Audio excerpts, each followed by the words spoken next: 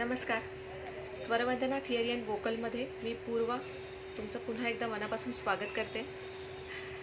सुगम संगीतामध्ये मुख्यतः किती प्रकार असतात, म्हणजे आता जेव्हा जेव्हा आपण पाहायला जातो, डिफर करायला जातो, classical, Indian classical music, light music, तर इंडियन क्लासिकलमध्ये फॉर्म्स तुम्हाला एकच प्रकारचे भेटतात, रागदारी गायन.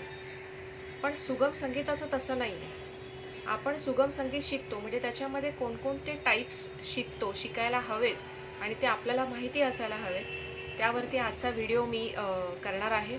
तर यामध्ये आपण बघणार आहोत की सुगम संगीताचे किती प्रकार असतात आणि त्या प्रत्येक प्रकाराचा कॉन्सेप्ट म्हणजे त्याचं मीनिंग काय आहे ते देखील आपल्याला आजच्या व्हिडिओमध्ये बघायला मिळणार आहे. कारण कुठेही तुम्ही जर एक्झाम्सला जाता आहात किंवा कॉम्पिटिशन्सला जाता आहात, तर तेव्हा प्रत्येक ठिकाणी लाईट म्युझिकसाठी गाण्यांसाठी थीम दिलेली असते. तर थीममध्ये आपल्याला एक टाईप दिलेला असतो की या प्रकारचे तुम्हाला सॉंग्स तिथे मॅन्डेटरी आहे गाणं. तर तो टाईप आपल्याला व्यवस्थितरित्या कळणं हे देखील आवश्यक आहे. स्कूल, कॉलेज आणि इतरही काही ज्या बाहेरच्या कॉम्पिटिशन्स असतात त्या प्रत्येक ठिकाणी लाईट म्युझिकच्या थीम बेस्ड कॉम्पिटिशन्स असतात. त्यामुळे थीम समजून घेणं, त्यामध्ये एक्झॅक्टली आपल्याला काय दाखवायचं आहे, काय अपेक्षित असतं दाखवणं, ते आपल्याला या आजच्या व्हिडिओमध्ये कळणार आहे. तो आजचा व्हिडिओ पूर्ण बघा आणि कसा वाटला ते देखील मला कमेंट बॉक्समध्ये नक्की सांगा. यातही तुम्हाला काही डाऊट असेल तर नक्की मला तुम्ही कमेंट करून विचारू शकता. तर चला आजचा व्हिडिओ सुरू करूया आपण. मुख्यतः सुगम संगीत हे एका व्हिडिओमध्ये मी सांगितलं होतं. सुगम संगीत हा शब्दप्रधान गायकीचा प्रकार आहे आणि अर्थातच सुगम म्हणजे सहज जमण्यासारखे किंवा समजायला आणि जमायला सोपे, गाता येण्यासारखे, तर असे संगीत.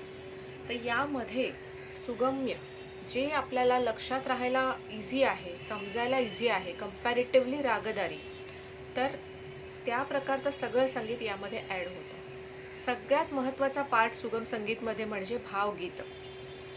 आता भाव म्हणजे भावभावना, इमोशन्स, जे आपल्याला नॅचरली माणसांना ज्या ज्या काही इमोशन्स असतात त्या सगळ्या इमोशन्सवर, त्या सगळ्या भावभावनांवर आधारित जी गीते रचलेली आहेत, जी आपण ऐकतो, ती म्हणजे भावगीतं. मग कोणकोणत्या प्रकारचे भाव असतात हे? आनंद, दुःख, करुणा, वात्सल्य, प्रेम, शृंगार, भक्ती, देशभक्ती हा देखील भक्तीमध्येच प्रकार मोडतो. एक रौद्र रस असतो, एक विभत्स रस असतो. तर अशा वेगवेगळ्या भावभावनांचं जे प्रकटीकरण ज्या गीतांमधून केलं जातं त्यांना आपण भावगीतं म्हणतो. हा सर्वात महत्त्वाचा पार्ट आहे सुगम संगीतामधला. तर आता याच्या जर सबटाईप्स आपण करायला गेलो तर ते कोणते कोणते पडतात? भावगीतांमध्ये सगळ्यात आणखीन एक महत्त्वाचा पार्ट आला म्हणजे भक्तिगीत. जसं मी मगाशी म्हटलं की भक्तिरस, मग भक्तिरसामध्ये प्रथम येतो तुमचं भक्तिगीतं, त्यानंतर भजन, अभंग आणि नंतर कीर्तन आणि त्याला लागून येणारे इतर प्रकार. भक्तिरस ज्या गीतांमधून दाखवला जातो म्हणजे काय नेमकं, तर देवदेवतांची वर्णनं, त्यांची स्तुती, त्यांचं स्मरण हे ज्या गीतांमधून केलं जातं त्यांना आपण भक्तिगीतं असं म्हणतो. मग भजन काय आहे? तर भजन हे देखील भक्तिगीताचाच प्रकार आहे, परंतु भजनांमध्ये ज्या देवदेवतांचं भजन आपण करत असतो त्यांचा नामगजर हा भजनामध्ये केला जातो. त्यामुळे जर तुम्ही फरक जर स्पष्ट करायचा झाला आपल्याला की भजन आणि भक्तिगीतामधला फरक, तर सर्वात पहिला हाच आहे की भजनामध्ये देवदेवतांच्या नावाचा गजर केला जातो. गजर म्हणजे हरे राम राम राम हरे हरे किंवा जय राम श्रीराम जय राम, हे असे यांना गजर आपण म्हणू शकतो. तर याचं आवर्तनं घेणे भजनामध्ये ही भजनाची आयडेंटिटी झाली. भक्तिगीतांमध्ये आपण असं करत नाही सहसा. आणखी दुसरा जर फरक आपल्याला करायचा झाला भजन आणि भक्तिगीतात, तर तो असा होईल की भक्ती ही आपण फक्त देवाचीच नाही तर आपल्या आयुष्यात येणाऱ्या आदर्श व्यक्तींची देखील करतो. जसं आपण कोणाला गुरुस्थानी मानलेलं आहे, आपले गुरु आहेत, त्यांची देखील आपण भक्ती करतो. सगळ्यात आपले जे प्रथम गुरु असतात, आई वडील असतात, त्यांची देखील आपण भक्ती करतो. आई वडिलांच्या स्थानी आपण ज्यांना बघतो, ज्यांनी आपलं सर्व आयुष्य एका चांगल्या मार्गाला लावलेलं असतं, त्यांची देखील आपण भक्ती करतो. तर या विषयावरती सुद्धा गीते रचलेली आहेत. त्यामुळे तो देखील भक्ती रसाचाच एक पार्ट आहे. त्यामुळे भक्तिगीतांचे विषय हे असेही असू शकतात, पण भजनामध्ये विषय फक्त देवदेवतांचेच असतात. हा देखील एक दुसरा फरक तुम्ही लक्षात घेऊ शकता. भक्तिरसामध्ये न वगळता येणारा असा प्रकार म्हणजे अभंग. अभंगाचा एक व्हिडिओ मी मागच्या वेळेला केला होता. त्यामध्ये एक अभंग मी गायलाही आहे आणि तो एक्सप्लेनही केलेला आहे अभंग म्हणजे काय. तर त्याची देखील लिंक मी या व्हिडिओमध्ये कॉपी करून देणार आहे. तर आता आपण एक परत त्याचा उल्लेख घेऊया की अभंग म्हणजे भंग न पावणारे, हा शब्दशः अर्थ झाला. मुळात इथे अर्थ काय येईल की अभंग म्हणजे संत रचना. आपल्या महाराष्ट्राला जी संत संपत्ती लाभलेली आहे आणि संत वाङ्मय जे आपल्याला मिळालेलं आहे ते सगळं संतांनी लिहिलेलं आहे. तर संत रचनांना आपण अभंग म्हणतो. हे त्या काळी त्यांनी लिहून ठेवलं, ते त्याच स्वरूपात त्यामध्ये जराही मॉडिफिकेशन न करता आपण गातो. आजही तशाच अर्थाने आणि बोधाने आपण गातो. तर हा जो त्याच्यातला मॉरल आहे, जो बोध आहे, तो कधीही लोप पावणारा नाही आहे. त्यामुळे अभंग म्हणजे तो बोध कधीही भंग न पावणारा, म्हणून तो अभंग. बऱ्याचदा सुगम संगीतांच्या परीक्षांमध्ये भक्तिगीत, भजन आणि अभंग ह्या तिन्ही कॉन्सेप्टचे आपल्याला डिफरन्स करता येत नाही. तर हे लक्षात घ्यायला हवं आहे की अभंग, भक्तिगीत आणि भजन हे तिन्ही वेगवेगळे गीतप्रकार आहेत. त्यातही अभंग हा उठून येतो, कारण अभंगामध्ये आपल्याला भक्तिरस तर आहेच आहे, त्याच्यात देवतांचं वर्णन, स्तुती, कौतुक सगळंच केलेलं असतं. पण त्यामध्ये बरेचसे अभंग हे रागावरती बेस्ड असतात. त्यामुळे ते एक्सप्लोअर करायला देखील छान मजा येते, गायला देखील. आणि ताल बहुतांश अभंगांमध्ये वारकरी असतो. 99% अभंग हे वारकरी तालात असतात. अभंग ओळखायचे कसे? आपण म्हणतो संत रचना. तर जेवढे काही अभंग आहेत त्यामध्ये एका अंतऱ्यात किंवा शेवटच्या अंतऱ्यामध्ये ज्या संतांनी तो अभंग लिहिलेला आहे त्यांच्या नावाचा उल्लेख त्या अंतऱ्यामध्ये येतो. जसं तुका म्हणे, नामा म्हणे, दत्ता म्हणे. तर असे जे काही आहे तर हे सगळे तुम्हाला त्या अभंगांमध्ये दिसतील. उदाहरणार्थ सुंदर ते ध्यान हा अभंग जर तुम्ही घेतला तर त्याच्या शेवटच्या अंतऱ्यामध्ये तुका म्हणे माझे हेची सर्व रूप, हे उदाहरणार्थ तुम्हाला घेता येईल. तर असं प्रत्येक अभंगांमध्ये तुम्हाला संतांचा उल्लेख मिळेल. यातही एक मी सांगून ठेवते की संत ज्ञानेश्वरांनी जे अभंग रचलेले आहेत, जे आपण गातो, तर ते त्यांच्या नावाचा उल्लेख प्रत्येक वेळेला ज्ञाना म्हणे असा येत नाही, तर बाप रखुमा देवीवरू असा उल्लेख येतो. त्यामुळे मोगरा फुलला हा ज्ञानेश्वरांचा जो अभंग आहे तो त्यामध्ये त्यांनी तसाच उल्लेख केलेला आहे. बाप रखुमा देवीवरू विठ्ठले अर्पिला. तर हे आपण नेहमी लक्षात ठेवायचं आहे. तर हा एक भक्तिगीत, भजन आणि अभंगाची ही ओळख झाली, कॉन्सेप्ट झाले. आणखी भावगीतांमध्ये आपण बघायला गेलो तर गझल हा एक प्रकार येतो. गझल हा एक संथ लयीतला गीतप्रकार आहे. याच्यामध्ये ताल शक्यतो दादरा केहरवा नसतातच. हे दीपचंदी ताल वगैरे असे वेगवेगळ्या तालांमध्ये गझल ह्या सादर केल्या जातात. मूळतः स्लोच लय असते ह्याची आणि विषय बहुतांश म्हणजे मॅक्सिमम पर्सेंटेज हे प्रेमरस आणि विरहरस ह्या दोन विषयांवरती गझल ही आधारलेली असते. यामध्येही हा एक बराच वास्ट विषय आहे गझल. त्याचा एक वेगळाच अभ्यास करू शकतो आपण. जे गझल गायक आहेत त्यांचा रागदारीचाही अभ्यास हा अत्यंत उत्तम झालेला असतो, हेही लक्षात घ्यायचं आहे आपण.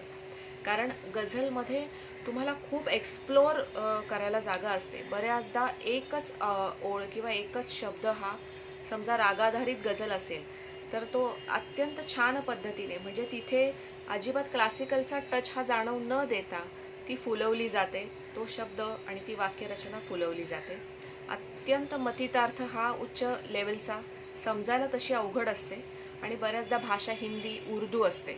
आता हल्ली मराठी गझलही जास्त यायला लागलेल्या आहेत आणि श्रवणीय आहेत त्या. त्यामुळे हा गीतप्रकार तसा उर्दू आपण म्हणू शकतो, पण तरीही हा डेव्हलप करायला आपल्या म्हणजे जे गायक होते आपल्या भारतामध्ये, तर त्यांनी आजही जे गात आहेत त्यांनी हा भरपूर प्रचलित केलेला आहे गझल गीतप्रकार. त्यातलीच काही उल्लेखनीय नावं मी घेईन. गुलाम अली खान, परत आपले जगजीत सिंगजी झाले, मेहंदी हसनजी झाले. तर यांनी गझलला एक वेगळंच परिमाण दिलेलं आहे. जे सुगम संगीताचे साधक आहेत तर त्यांनी प्रत्येक गीत प्रकाराचे गीतांची उदाहरणं आणि ते कोणी गायली आहेत, त्यामध्ये उल्लेखनीय कामगिरी कोणी केलेली आहे ह्याची नोंद ठेवायची आहे प्रत्येक वेळेला. सुगम संगीतामध्ये पुढच्या परीक्षांना तुम्ही जिथे विशारद करताय किंवा पोस्ट विशारद करताय तर तिथे तुम्हाला ह्याचा फार उपयोग होणार आहे. तर गझल गायक कोण आहेत, गझल गायिका कोण आहे, तुम्ही रूपकुमार राठोडजींचं नाव ऐकलं असेल, परत भूपेंद्र सिंगजी आहेत, भरपूर गझल गीतकार सगळे आपल्याला मिळालेले आहेत भारताला. तर त्याची नोंद तुम्ही तुमच्या बुकमध्ये ठेवायची आहे. गझलनंतर आपण येऊया भूपाळी गीतांकडे. भूपाळीमध्ये बऱ्याचदा मी म्हणजे लोकांचा असा गैरसमज होतो की भूपाळी म्हणजे फक्त सकाळच्या वेळेला गायली जाणारी गीते ज्याच्यामध्ये आपण देवांना उठवतो. तर हा एक विषय होऊ शकतो, पण हा पूर्ण कॉन्सेप्ट नाही आहे. भूपाळी म्हणजे अशी गीते जी सकाळच्या वेळी गायली जातात आणि मुख्यत्वे भूपरागावरती आधारित असतात. भूपरागावर आधारित म्हणजे ते जे कॉम्पोजिशन असतं त्यामध्ये फक्त भूपरागाचे स्वर वापरलेले असतात आणि हा प्रातःकालीनच गीते असतात ही, पण फक्त देवाला उठवणे हा एक विषय नसतो. त्यामध्ये निसर्ग वर्णनं देखील असतात, कृष्ण गोपिकांचे देखील वर्णनं असतात. त्यामुळे फक्त देवाला उठवणे हे भूपाळीचं उद्देश नाही आहे. तर भूपाळी गीते ही रागाधारित म्हणजे भूपरागाधारित असतात, सकाळच्या वेळी गायली जातात आणि विषय देवदेवतांचं नामस्मरण किंवा त्यांना उठवणे किंवा निसर्ग वर्णनं देखील आपल्याला त्यामध्ये बघायला मिळतात.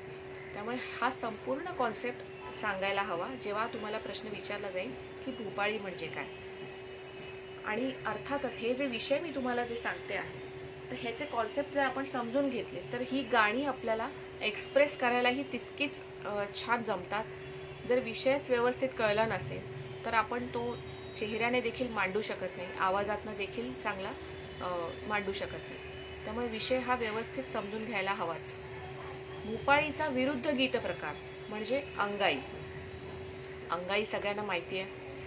अगदी लहान बाळाला झोपवण्यासाठी आई जे गाणं म्हणते त्याला आपण अंगाई गीते असं म्हणतो. अंगाई तसा अवघड गीत प्रकार आहे.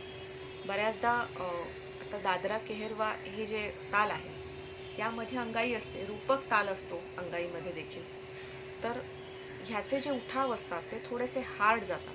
त्यामुळे अंगाई हा प्रकार आपल्याला अंगाई म्हटली म्हणजे आता आपल्याला मराठी गीतांमध्ये आपण जर बघितलं तर बऱ्याचदा लिंबोणीच्या झाडामागे या पलीकडे जाऊन बऱ्याच जणांना अंगाई कोणत्या प्रकारच्या आहेत ते माहिती पण नसतं. तर तुम्ही जे शिकत आहात किंवा जे म्युझिक लवर्स आहेत सगळे जे व्हिडिओ बघतायत तर त्यांनी अंगाईचं जरा सर्च करावं आणि बघावे की आपल्याला किती अंगाई आहेत गाण्यासारख्या. गुणी बाळ असा, निज माझ्या नंदलाला ही त्यातली काही उदाहरणं. हिंदीमध्ये देखील यशोदा का नंदलाला, ब्रिज का उजाला आहे. परत यामध्ये सुद्धा तुम्हाला म्हणजे जर बाळ ही मुलगी असेल तर त्यांच्यासाठी वेगळे गीते मिळतील, मुलगा असेल तर त्याच्यासाठी वेगळी गीते मिळतील. आपण प्रयत्न करावा की एक जरी विषय असेल, लिमिटेड असेल तरी त्यामध्ये तुम्हाला व्हरायटी देखील देता येऊ शकते. गाणी जरी अवघड असली तरी गायचा प्रयत्न हा प्रत्येकाने केला पाहिजे. कारण जेवढं ही गाणी बनवायला तितका वेळ घेतलाय तसाच आपणही त्याला दिला पाहिजे आपल्याला गाता येण्यासाठी. त्यामुळे गाणं अवघड आहे ह्या केवळ एका कारणामुळे ते सोडून देणं हे निश्चितच योग्य नाही आहे. तर भूपाळी, अंगाई गीते. यानंतर येतो गवळण हा प्रकार, मजेदार प्रकार. गवळण म्हणजे कृष्ण गोपिका संवाद. या संवादावरती, यांच्या लटक्या भांडणावरती, लुटूपुटूच्या तक्रारीवरती जी गीते रचली गेलेली आहेत, आजही रचली जात आहेत, तर त्यांना आपण गवळण असं म्हणतो. यामध्ये मुख्य जे कॅरेक्टर आहे ते म्हणजे कृष्ण आणि गोपिका. यांच्यावरती आधारित आणि आणखीन ॲडिशनल झालं तर ते एक पेंद्या जे कॅरेक्टर असतं, तर हे सगळ्यांचं मिळून जे कन्व्हर्सेशन व्हायचं किंवा जे इमॅजिनरी कन्व्हर्सेशन्सवरती जी गाणी रचलेली जातात तर त्यामध्ये आपल्याला गवळण ही हा फास्ट फॉर्म आहे गाण्याचा. लय द्रुत असते, बऱ्याच अंशी द्रुत असते आणि ज्या पद्धतीने ती गायली जाते तर त्यामध्ये आपल्याला फक्त हा राग रुसवा हे तर दाखवणं अपेक्षितच आहे, पण आपल्या आवाजाचाही टोन तिथे बदलला गेला पाहिजे थोडासा, की जेणेकरून तिथे थोडासा पॉपअप झालं पाहिजे, गाणं अपब्रिंग झालं पाहिजे. एक आता लेटेस्ट गवळणीचा जर आपण प्रकार बघितला तर नटरंग चित्रपटातील दही दूध लोणी घागर भरून, तर इथे तुमचा चेहरा देखील तितकाच बोलला पाहिजे गवळण सादर करताना, कारण ही कम्युनिकेटिव्ह हा गीताचा प्रकार असतो. जर तुम्ही हा एकदम शांतपणे सादर केला तर तो तितकासा पोचत नाही. त्यामुळे गवळण हा अत्यंत सादरीकरणासाठी खूपच छान आणि अत्यंत मजेशीर प्रकार आहे. छान पद्धतीने बसवावी. आणि गवळणी ह्या बऱ्याचदा थोड्याशा हायर स्केल्समध्ये जास्त चांगल्या उठून येतात, वजनही चांगलं येतं. त्यामुळे छान भरपूर तुम्हाला जुन्या नव्या भरपूर गवळणी भेटतील. त्याची नोंदही करून ठेवा आणि त्या गाताना आनंदही तितकाच घ्या. आज आपण किती प्रकार बघितले. भक्तिरसामध्ये भजन, भक्तिगीत, अभंग, भावगीतांचे हे जे सगळे वेगळे प्रकार आहेत, भूपाळी आहे, अंगाई आहे ती आपण आज बघितली, गझल आणि हा गवळण. आता मुळात भावगीतांमध्ये जे मुख्य विषय दाखवले जातात ते म्हणजे रोमॅन्टिक गीतं ज्यांना आपण म्हणतो, प्रेमगीतं, शृंगारगीतं आणि विरहगीतं. तर याची देखील उदाहरणं ही वेगळी तुम्ही नोट करून ठेवायची. जेव्हा आपली तयारी असते, आपल्याला माहिती पण असतं सगळं, पण प्रत्येक वेळेला परीक्षांचा जो माहोल असतो त्यामध्ये हे प्रत्येक वेळेला पटकन आठवेलच असं नाही आहे. आजही समजा आत्ता मी तुम्हाला म्हटलं की चला विरहचं एखादं मला विरहरस असलेलं गाणं तुम्ही सजेस्ट करा, तर पटकन नाही आपल्याला सुचणार, हिंदी असो किंवा मराठी. त्यामुळे मी तर हा म्हणजे फॉर्मॅट फॉलो केलेला आहे की कोणताही भाव असो, त्या प्रत्येक भाव प्रगट होणारा जे गाणं आहे त्याची नोंद आपल्याकडे असायला हवी. सुगम संगीत तुमचा प्रवास भरपूर मोठा आहे यामध्ये देखील. आणि बऱ्याचदा मला प्रश्न विचारतात भरपूर जण की सुगम संगीत आम्हाला शिकायचं, तर त्याच्यासाठी क्लासिकल इतका रियाज करण्याची तर आवश्यकता नाही आहे.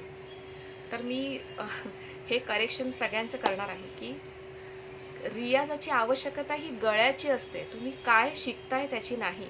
हे सगळ्यांनी क्लिअर आधी लक्षात ठेवायचं आहे. आपल्याला गायचं आहे, आपल्याला चांगलं गायचं आहे, आपल्याला सूर तालात गायचं आहे. त्यामुळे रियाज हा त्या कारणावरती डिपेंड आहे की आपल्या गळ्याला किती आवश्यकता आहे रियाजाची. तुम्ही कोणता गीताचा फॉर्म शिकताय, क्लासिकल शिकताय की सुगम शिकताय, याच्याशी रियाजाचा काहीही संबंध नाही आहे. रागदारी शिकताय म्हणजे जास्त रियाज आणि लाईट शिकताय म्हणजे कमी रियाज, हे अजिबात म्हणजे ह्याचं एकमेकांना रिलेटच करत नाही ही गोष्ट. आपल्याला गायचं आहे, त्यामुळे आपल्या गळ्याला रियाजाची आवश्यकता किती आहे हे प्रत्येकाने तपासलं पाहिजे.